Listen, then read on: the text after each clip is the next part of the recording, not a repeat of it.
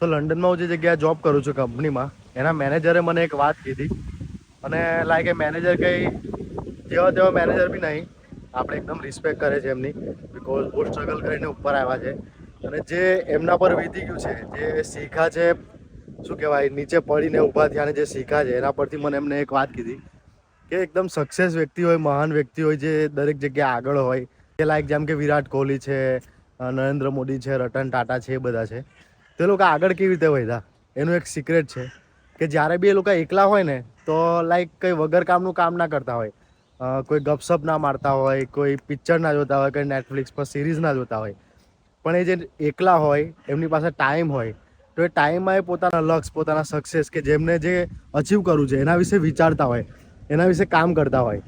હવે એક simple example આપું કે સ્ટુડન્ટ હોય અને એને તમે ભણાવો સ્કૂલમાં અને છોકરો ઘરે જાય અને ઘરે જઈને શું કહેવાય રમવા જતો રહે, તો એનો પહેલો નંબર ના આવે જિંદગીમાં.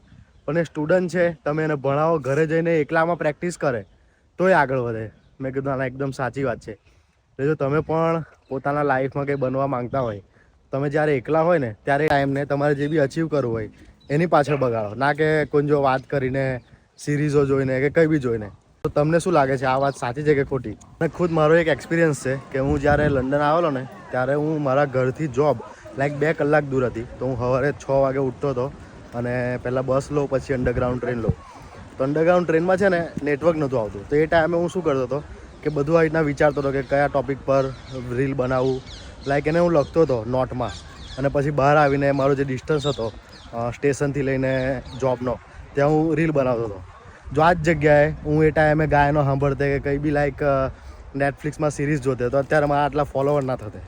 એટલે મને તો લાગે છે એકદમ સાચી વાત છે. અને તમારે બી કંઈ કરવું હોય, જ્યારે તમે એકલા હોય તો ત્યારે ટાઈમને યુટિલાઇઝ કરો, કોઈ સારા કામમાં તમારો ટાઈમ બગાડો, બિકોઝ ટાઈમ છે ને ઊભો નહીં રહેતો, ટાઈમ ચાલ્યા જ કરે છે.